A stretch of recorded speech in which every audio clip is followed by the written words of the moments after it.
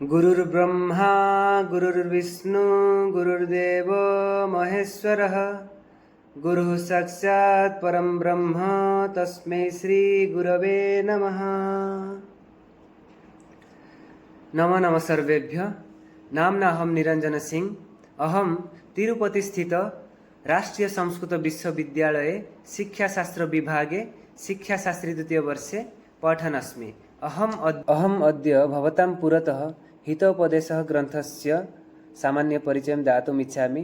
तत्र हितोपदेशः ग्रन्थः केन विरचितं, किमर्थं विरचितं, केषां कृते विरचितं, तत्र मङ्गलपद्यं किम् अस्ति, एवञ्च कति भागाः सन्ति, कस्मात् ग्रन्थात् संगृहीतः अस्ति, तस्मिन् विषये वयम् अद्य चर्चा कुर्मः। एवञ्च समाजे हितोपदेशस्य आवश्यकता का अस्ति। तर्हि अधुना अहं हितोपदेशग्रन्थस्य सामान्यपरिचयं वक्तुं गच्छामि। भवन्तः ध्यानेन शृण्वन्तु, अस्तु। तर्हि यदि वयं पश्यामः, हितोपदेशः इति उपदेशः ग्रन्थः कुतः आनीतं, कस्मात् ग्रन्थात् आनीतं। तत्र संस्कृतवाङ्मये पञ्चतन्त्र इति कथासाहित्यम् अस्ति, यस्य रचयिता वा कर्ता विष्णुशर्मा भवन्ति।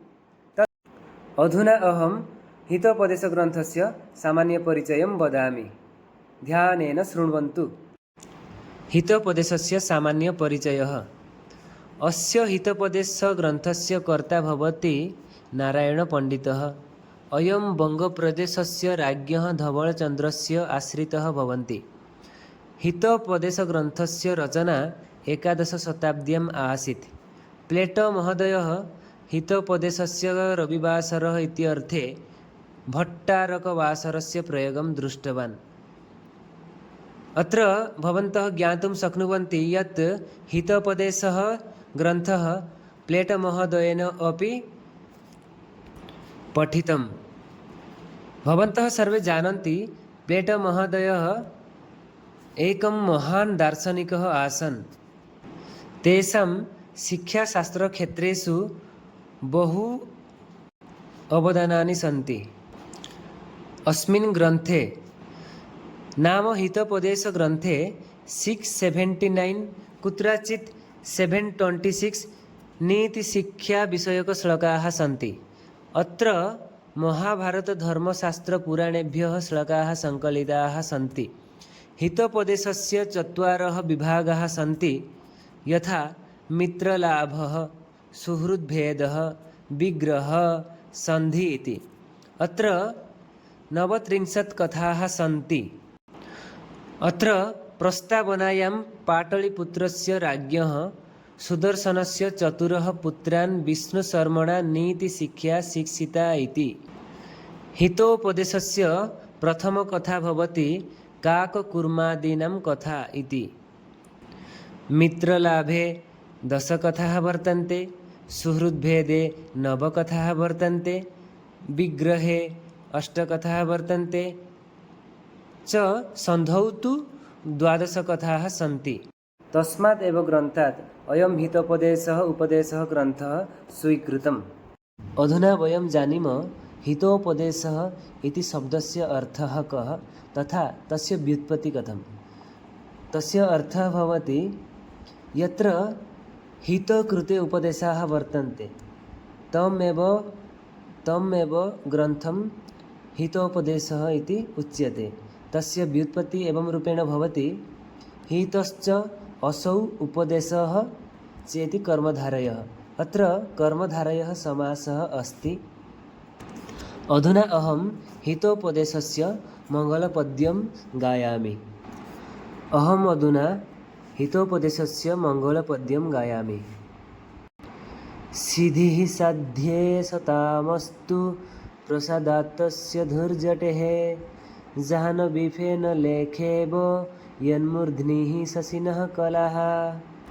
संस्कृतवाङ्मये एकं प्रथा वर्तते यत् यदि केचन कथाकारः, रचनाकारः, कवयः वा लेखकः यं किमपि शास्त्रं लिखन्ति चेत् तस्मात् पूर्वात् एव ते मङ्गलपद्यं लिखन्ति। किमर्थम् इत्युक्ते यं ग्रन्थं लिखन्ति तस्य पूर्वमेव यदि ते मङ्गलपद्यं वा मङ्गलाचरणं लेखिष्यन्ति तर्हि अग्रे किमपि विघ्नं न आयाति, नाम निर्विघ्नेन कार्यं समाप्तं भविष्यति इति। अत्र कथाकार वा हितोपदेशस्य कर्ता नारायणपण्डितः तेषां मङ्गलपद्ये वा मङ्गलाचरणे वा हितोपदेशस्य मङ्गलाचरणे महादेवशिवस्य स्तुतिं कुर्वन्ति। तेषाम् आशीर्वादं स्वीकृत्य ग्रन्थस्य आरम्भं कुर्वन्ति।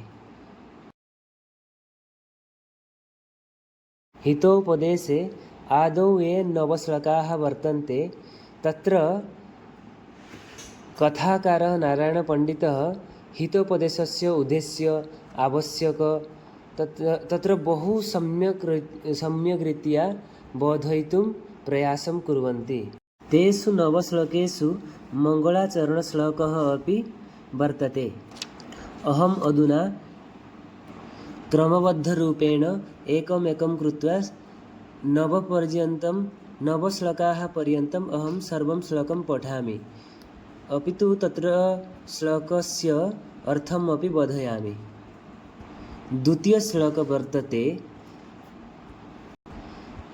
श्रुतहितोपदेशोऽयं पाटवं संस्कृतोक्तिषु वाचं सर्वत्र वैचित्र्यं नीतिविद्यां ददाति च। पुनः पठामि। श्रुतहितोपदेशोऽयं पाटवं संस्कृतोक्तिषु वाचां सर्वत्र वैचित्र्यं नीतिविद्यां ददाति च।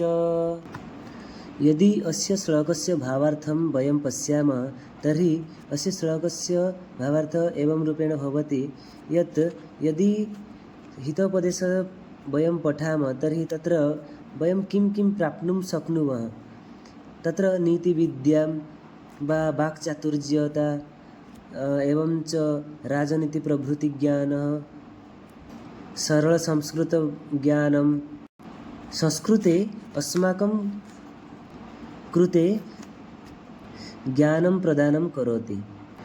तृतीयश्लोकः अधुना पश्यामः। अजरा अमरवत्प्राज्ञ विद्यामर्थं च चिन्तयेत् गृहीत इव केशेषु मृत्युना धर्ममाचरेत्।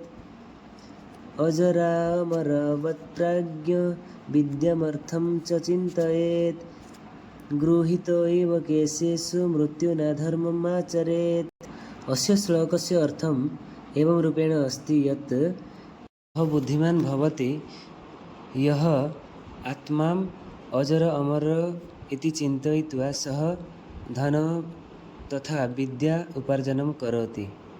अर्थात् यदि भवन्तः विद्या तथा धन अर्जनं कुर्वन्ति तदा कदापि सन्तुष्टम् अनुभवं न कर्तव्यं। किमर्थमित्युक्ते यदि भवन्तः धन तथा विद्या अर्जनं यदा कुर्वन्ति तदा यदि भवन्तः सन्तुष्टं भवन्ति तर्हि तत् स्वल्पं भवति, तत्र न्यूनता परिदृश्यते, शनैः तत् सर्वं गच्छति। तस्मात् कारणात् धन एवं विद्या अर्जने कदापि सन्तुष्टं मा अनुभवतु इति कवेः आशयः। तत्पश्चात् चतुर्थश्लोकः पठामि। अधुना अहं केवलं श्लोकः पठामि, तत्पश्चात् अहं केवलं श्लोकं पठामि। भवन्तः यदि अधिकतया ज्ञातुम् इच्छन्ति तर्हि पुस्तकं पठन्तु, न चेत् यूट्यूब् मध्ये अपि अन्येषां यूट्यूब् मध्ये अपि तस्य हितोपदेशस्य व्याख्याः वर्तते। चतुर्थश्लोकः एवं रूपेण भवति। सर्वद्रव्येषु विद्यैव द्रव्यमाहुरनुत्तमम् आहार्यत्वात् अनर्घत्वात् अक्षयत्वात् च सर्वदा। पुनः पठामि। सर्वद्रव्येषु विद्यैव द्रव्यमाहुरनुत्तमम् आहार्यत्वात् अनर्घत्वात् अक्षयत्वात् च सर्वदा। पंचम श्लोक। संयोजयति विद्येव नीचगापि नरं सरीत् समुद्रमिव दुर्धर्षं नृपं भाग्यं मतः परम्। संयोजयति विद्येव नीचगापि नरं सरीत् समुद्रमिव दुर्धर्षं नृपं भाग्यं मतः परम्। विद्या ददाति विनयं विनयाद्याति पात्रतां पात्रत्वाद्धनम् आप्नोति धनाद्धर्मः ततः सुखम्।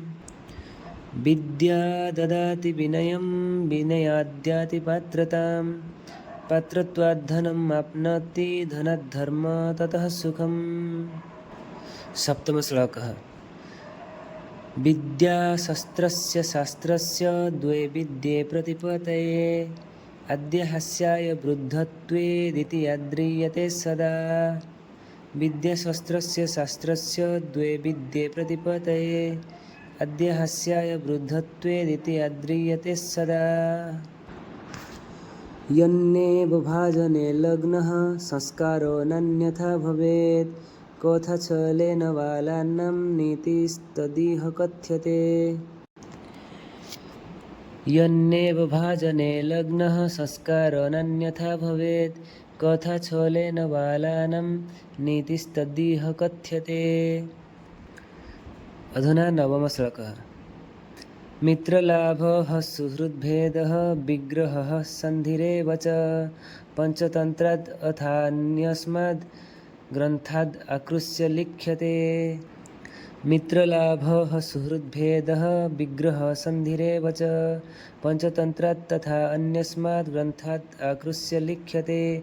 अत्र नारायणपण्डितः एवं रूपेण लिखन्ति तथा यथा हितोपदेशः ग्रन्थः तत्र नाम हितोपदेशग्रन्थे